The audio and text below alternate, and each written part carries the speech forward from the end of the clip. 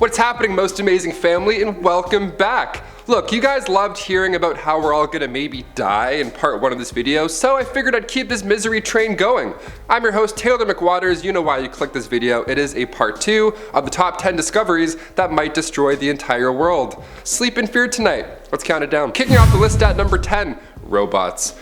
Are robots taking over? Is this a real thing we have to worry about? Well, according to Hans Moravec, founder of the robotics department of Carnegie Mellon University, yeah. He says yes, 100%. He predicts that by 2040, robots will not only be on par with human intelligence, but also human consciousness. That's lovely. I can't wait to come home from work one day and have my Dyson vacuum just vent for about an hour. That's great, can't wait. My Dyson, we get it. He predicts that robots will overtake us as the dominant species, but he also thinks that robots will love humans at the same time. That's gross. I don't know how I feel about that. I'd rather a robot hate me than love me. That's almost worse. I don't know. It's like, did you have a good day today? I'm like, stop, get away from me, Dyson. Hans says, consider the human form. It clearly isn't designed to be a scientist. Your mental capacity is extremely limited. You have to undergo all kinds of unnatural training just to get your brain even half suited for this kind of work. And for that reason, it's hard work. You live just long enough to start figuring things out before your brain starts deteriorating, and then you die. Isn't that lovely? I wanted to start this list off with something nice and horrible. But wouldn't it be great if you could enhance your abilities via artificial intelligence and extend your lifespan and improve on the human condition? No, I say no. What do you guys think of that? Sound off in the comments. I'm gonna go through them because this shit terrifies me. Anything with robots getting smarter than us, that's worse than AI. They have bodies. Number 9, pole reversal. This one, I'm not gonna lie, is also quite spooky. Every 100,000 years, give or take, Earth's magnetic field fades away until it's practically non-existent. And then boom, it starts to come back. But with the poles being flipped, north and south did the old flipperoonie. The last time this happened was about 780,000 years ago. That's the concerning part. In the past century alone, Earth's magnetic field has dropped 5%. So it may be upon us, folks. It could be happening tomorrow. This is a big deal for humans. If the poles were flipped while we were still alive, we would see decades of blackouts. Radiation from space would now hit Earth, thanks to the lack of Earth's magnetic field pushing back. Animals would literally get lost. Birds wouldn't have any idea where to go, nor would sea turtles or whales. These animals rely on that magnetic field. Worst part of all this, space radiation would make parts of Earth uninhabitable. No more grad trips to Dominican. Sorry, Blake. Number 8, simulation terminated. Perhaps one of my favorite theories has to be that we're all in a simulation. I'm not even real. I'm just in your screen right now. I'm fake. I'm not a real person. With Mark Zuckerberg creating this new metaverse, that theory is now only getting stronger. The chances that we're in a simulation, no joke, is 50-50, according to scientists. Elon Musk was asked about living in a simulation at a conference years back, and I've thought about something he said since. Apparently he's been talking about simulation living for a while. Yeah, the guy who launched a car into space also believes we're in a simulation. Nice, hit that thumbs up. Are we real? I don't know. Does it matter? I don't know. He mentioned how video games are getting better and better, and eventually we won't be able to distinguish games from reality. Like VR and stuff, that's crazy. I play Super Hot and I'm sweating. My body's literally sweating right now.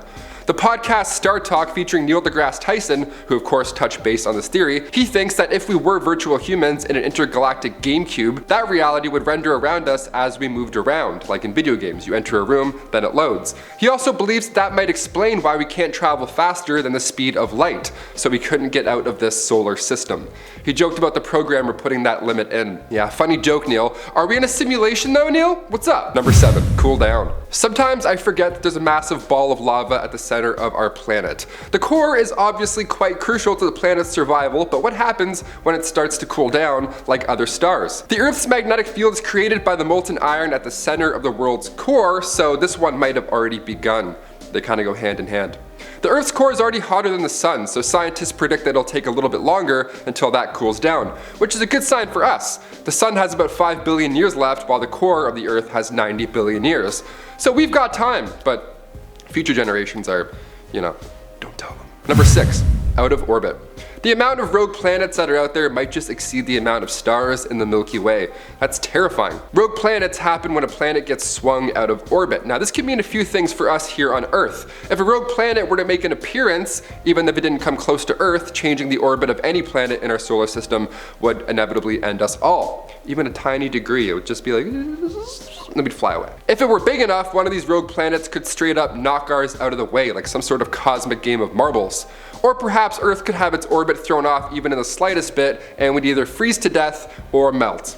Either way, it would be a slow, very painful process. Number 5. Earthquakes. Of course, earthquakes are on this list, but for this video, I'm specifically referencing a potential earthquake that could come back with a vengeance in Chile. Sorry if you're living in Chile, heads up. Back in 2010, an earthquake hit there and it had a magnitude of 8.8. It was triggered by the collisions of the Pacific Plate and the Nazca Plate. That one that already hit, it was bad. It triggered landslides, blackouts, and of course, a massive tsunami followed.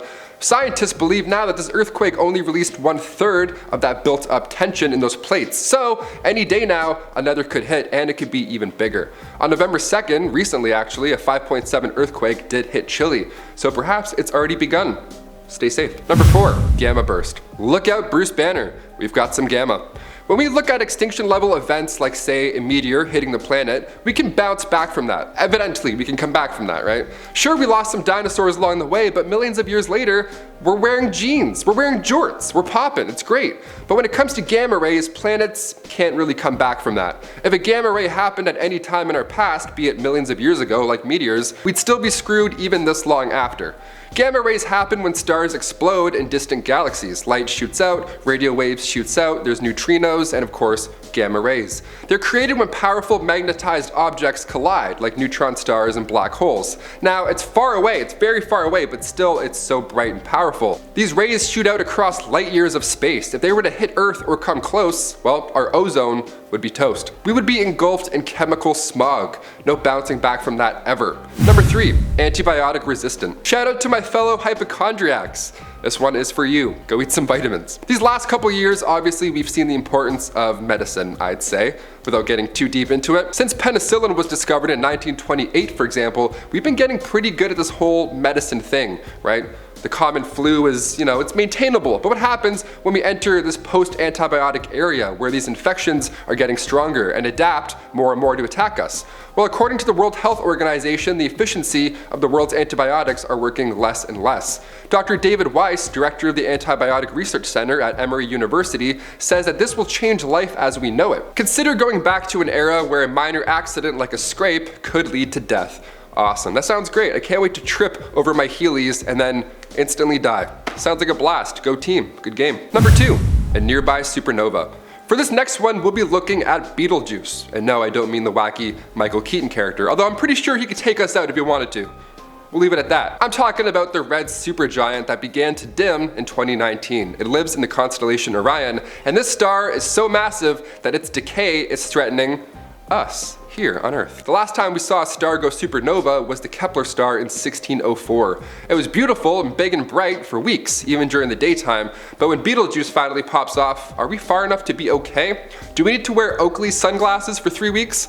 God, that would suck. Scientists agree that we need to be much closer for the radiation to cause harm, but with our previous knowledge of part 1, with all these wandering stars and planets just shooting out of orbit, who really knows? Number 1, phosphorus shortage. For hundreds of years, there's been a worry of not being able to feed Earth's ever-growing population. This problem really came into fruition in the late 20th century. The lack of nitrates and ammonia available to humans was getting pretty concerning, but luckily, German chemists Fritz Haber and Karl Bosch were able to come up with a process that takes gas from the air to turn it into fertilizer. That surely helped, but more problems were then on the rise. We began to realize our shortage of phosphorus. Our bodies need phosphorus for energy and to build DNA, so yeah, it's a tad important to us. We are about 30 to 40 years away, but the need for biofuel could push us even closer to the edge, making that number even smaller. That's tough because as important as biofuel is for all those reasons, it will now create this new phosphorus problem. Classic. Let's just go to Mars. I think that's the realistic solution here. Just pack up and jet out. And since it's a part 2, I wanted to shout out some comments from our first rodeo before I headed out. I haven't really responded to any comments yet on this channel, so here we go. Minicat3 says, Taylor, you're brill. Don't know if anybody has told you, but you look just like the singer Wally from the band Gautier, someone that I used to know. Great vid.